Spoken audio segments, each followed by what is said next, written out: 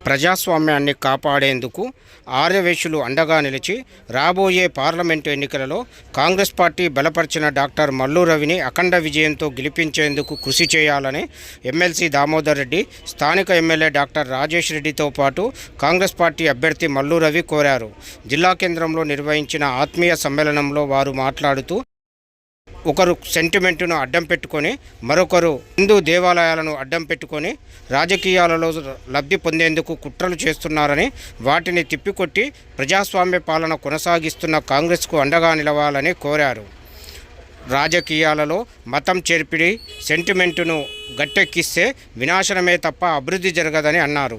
ఈ ప్రాంతంలో 30 సంవత్సరాలకు పైగా మల్లు రవి రాజకీయ సేవలు అందిస్తున్నారని తెలిపారు. ఈ కార్యక్రమంలో ఆర్యవేశ ప్రముఖులు, యువకులు పాల్గొన్నారు.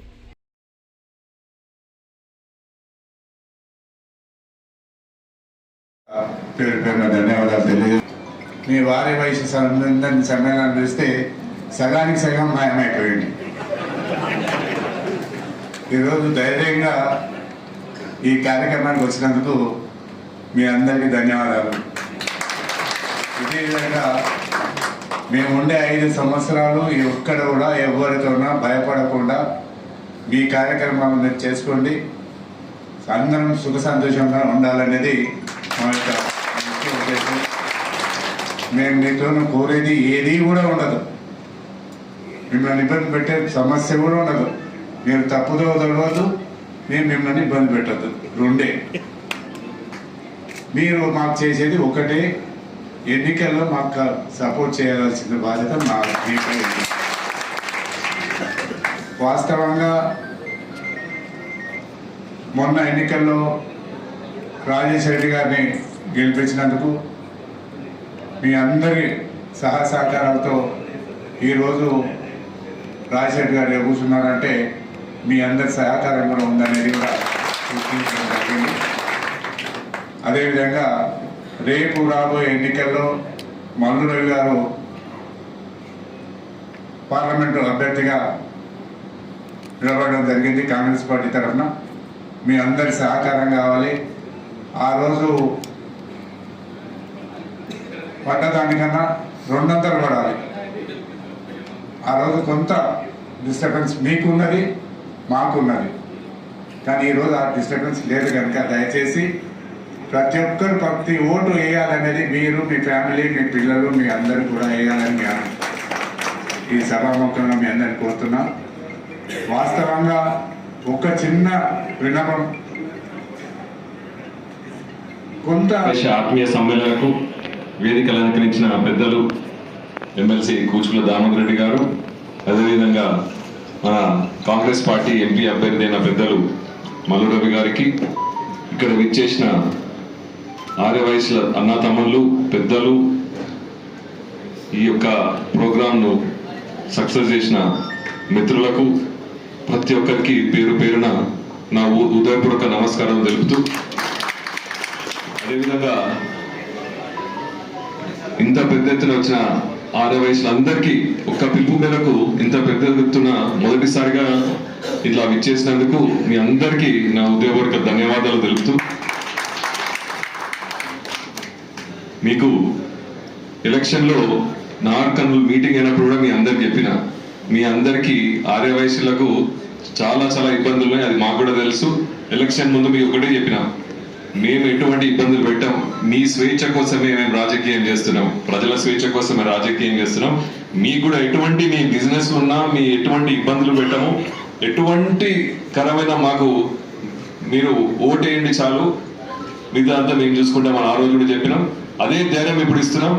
మీ యొక్క మా తండ్రి గారు చెప్పినట్టు ఎటువంటి ఇబ్బందులు మాకు మీ దగ్గర నుంచి ఎటువంటి అంటే ఇబ్బందులు రావు, మా సైడ్ నుంచి ఎటువంటి ఇబ్బందులు రావు. మీకు మీ యొక్క బిజినెస్ అయినా సరే, మీ యొక్క పనులైనా సరే ఎటువంటి ఇబ్బందులు కూడా చేసుకోండి. ఎందుకంటే ఇంతకుముందు ఎలా ఉండేది నాకు కూడా తెలుసు, దాని గురించి మనం వివరంగా పోవాల్సిన అవసరం లేదు. కాబట్టి పెద్దలు చెప్పినట్టు మీరు అటు వేరేగా 4 నెలల క్రితం మీరు నన్ను ఎలా అయితే అంటే సైలెంట్ ఓట్ అనుకోండి, మాకు తెలుసు అది 90% వయసులు మాకేసి ఈనాడు గెలిపించినట్టు అంటే 10% నాకు తెలియదు, కానీ 90% అనేది తప్పకుండా నాకే వేసి కాంగ్రెస్ పార్టీకి వేసి నన్ను గెలిపించినందుకు మరొకసారి మీ అందరికీ కృతజ్ఞతలు ఉంటున్నా.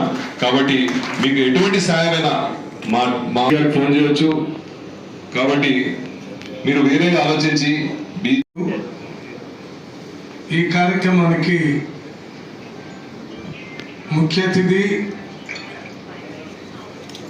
పెద్దలు గౌరవనీయులు దామోదర్ రెడ్డి గారు, మరి స్థానిక శాసనసభ్యులు మీ అందరి ప్రీతమ నాయకుడు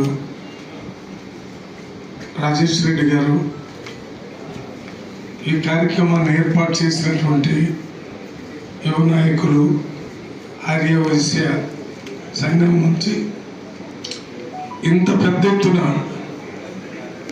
ఈ మీటింగ్కి వచ్చినటువంటి ప్రతి ఒక్కరికి నా హృదయపూర్వక నమస్కారం తెలియజేస్తాను.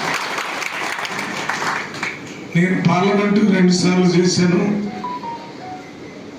3 సార్లు చేశాను, 2 సార్లు గెలిచాను, కొన్నిసార్లు ఓడిపోయాను. కానీ ఎప్పుడు కూడా ఈ ఆర్యవైశ్య మీటింగు ఇంత పెద్ద స్థాయిలో నేను ఎప్పుడు అటెండ్ కాలేదు. నేను చర్చల్ ఎమ్మెల్యే కూడా గెలిచాను, తర్వాత పోటీ చేశాను, రైస్ మిల్స్ అసోసియేషన్ అని అవన్నీ పెట్టాను. కానీ అదంతా ఇంత క్రమశిక్షణతో అందరూ వచ్చి కూర్చొని ఈ మీటింగ్కి అటెండ్ అయినటువంటి సందర్భాలు లేవు. ఇది ఒక ప్రత్యేకమైన రాజకీయ పరిస్థితుల్లో జరుగుతున్నటువంటి ఎన్నికలు. మొన్న జరిగినటువంటి అసెంబ్లీ ఎన్నికల్లో ప్రజలే ప్రజాస్వామ్య పునరుద్ధరణ జరగాలని కూలికి పోయిన వాళ్ళ దగ్గర నుంచి, మీలాంటి ఆర్యవైశ్య సంఘాల దగ్గర నుంచి మేధావులంతా తెలంగాణ రాష్ట్రం వచ్చింది. కానీ తెలంగాణ రాష్ట్రంలో ప్రజాస్వామ్య పరిపాలన కోల్పోయాము. తెలంగాణ రాష్ట్రం వచ్చింది. తెలంగాణ రాష్ట్రం వచ్చిన తర్వాత ప్రజాస్వామ్యం 4 పాదాలలో నడుస్తుందని, ప్రతి ఒక్క పౌరుడికి స్వేచ్ఛగా మాట్లాడే అవకాశం ఉంటుందని, జీవించే అవకాశం ఉంటుందని, వ్యాపారం చేసుకునే అవకాశం ఉంటుందని అనుకుంటే మొత్తం రాష్ట్రంలో అధికార మార్పిడి జరిగింది తప్ప వ్యవస్థలో మార్పు కనపడకపోగా ప్రజలు భయంగా బ్రతికేటటువంటి పరిస్థితి వచ్చింది. ప్రభుత్వానికి వ్యతిరేకంగా ప్రజలకి ఇబ్బంది